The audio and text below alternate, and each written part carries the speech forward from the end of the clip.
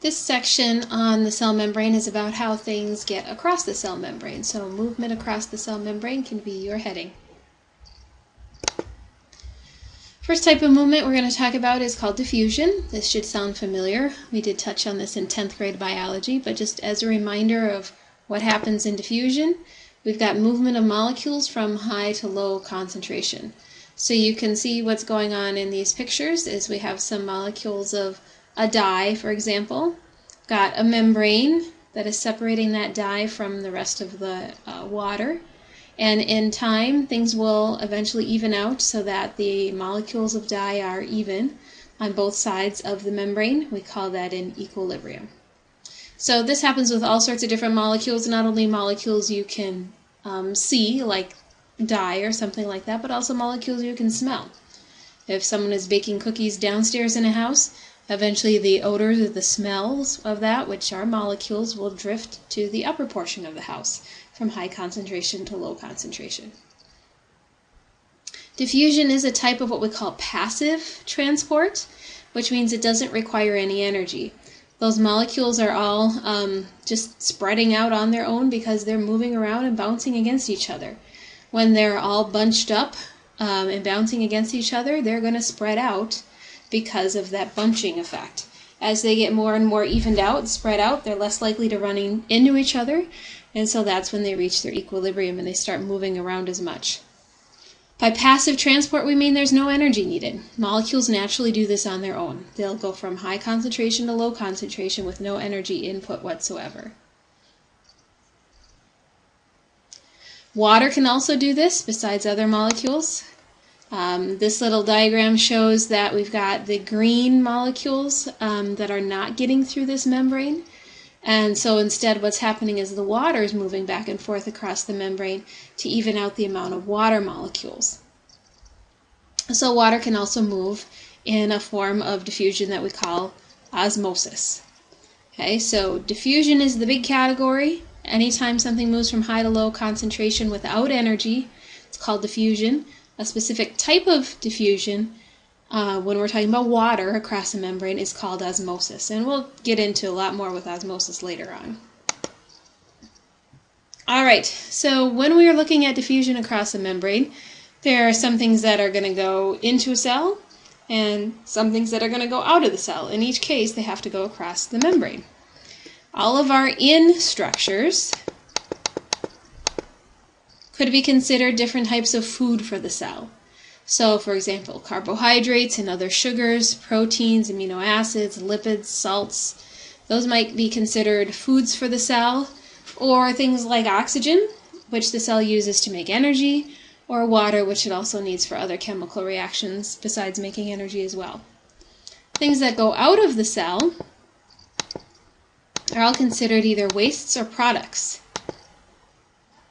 So things that the cell might make that it wants to get rid of include ammonia, other types of salts, and by salts we don't just mean like table salt here. Salts is a special chemical class or group.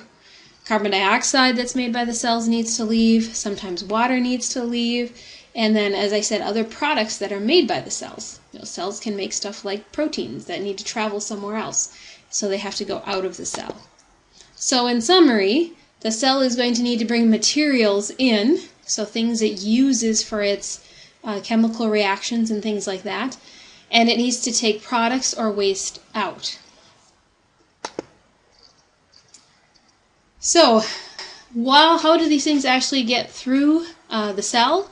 Well, some molecules can go right through the phospholipid bilayer, for example, fats and other lipids. Here's a little clip to show that. You'll see the lipids or the fats will go through the membrane and other things won't. Lipid going through. Sugar can't go through the phospholipids. Its amino acid can't go through. Water can't wiggle through. Salts can't go through. That's ammonia. Can't go through the cell membrane through those phospholipid portions. Okay, they're going to get through in a different way, but only fats and other lipids can actually go through the phospholipid section. So let's make a list. What molecules can't go directly through the phospholipids? Polar molecules such as water, remember, has a positive and negative charge. ions, so things that have a charge, like salts or ammonia. Ammonia has a positive charge. And then finally large molecules like starches and proteins and things like that. So they're going to need another way to get in and out of the cell membrane. The way that a lot of these things get through are through these special channels. We talked about the transport channels in the cell membrane vodcast, so that you could see what actually these molecules are, or what these proteins are moving now. So we can move ammonia and salt through these transport channels to whatever direction we want to bring them, and the water and the amino acids and the sugar, we can also move them inside or outside the cell. Usually we want water, amino acid, sugars in the cell, and then outside of the cell we'd put our waste products like ammonia and salt. This is called facilitated diffusion. So when these different products or waste materials are diffusing through the protein channels, we're getting help from a protein channel, and that's the facilitated part. Facilitated means it just gets some help. So the diffusion of these substances from high to low concentration still is helped out with a protein channel because they can't diffuse right through those phospholipids.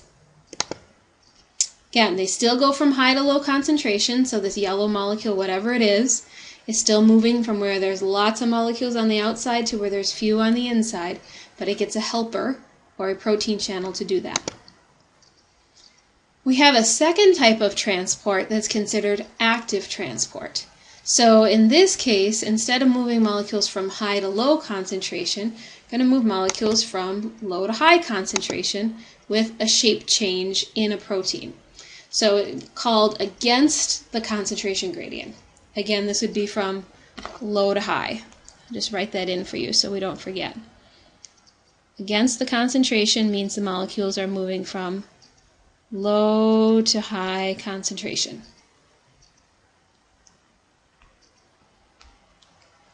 All right, so we're going to take a little bit closer look at this protein pump.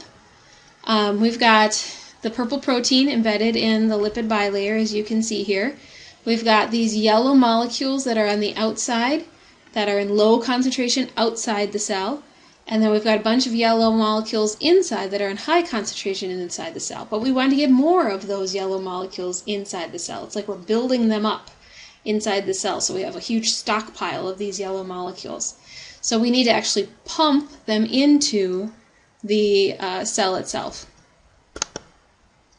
So again, this is going to go from low to high concentration. And the key to this is we're going to use some energy. Okay, our ATP is the energy the cell uses to do work. So to actually change this shape of the protein to get those molecules pumped in, it requires some energy to do that.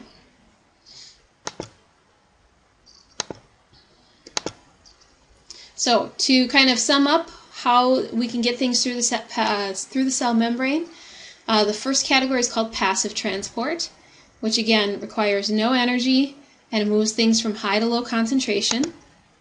Our types of passive transport are simple diffusion, facilitated transport, and osmosis. Left that one off, so we better add that in. So number 3, osmosis. As I promised, we'll talk more about that later. Okay, but those are all different types of passive transport because they move things from high to low concentration and they do not require energy. Our second type of way we can get things through the cell membrane is called active transport, which does require energy because it's forcing molecules from low to high concentration to stockpile those molecules. Again, here's a little picture to kind of sum that up. We've got simple diffusion, things going directly through the phospholipids. Remember, that's fats and other lipids that are going to do that. That is a type of passive transport. We've got facilitated diffusion, which molecules will go through a channel in order to get into the cell. And that again is a type of passive transport. No energy needed, high to low concentration.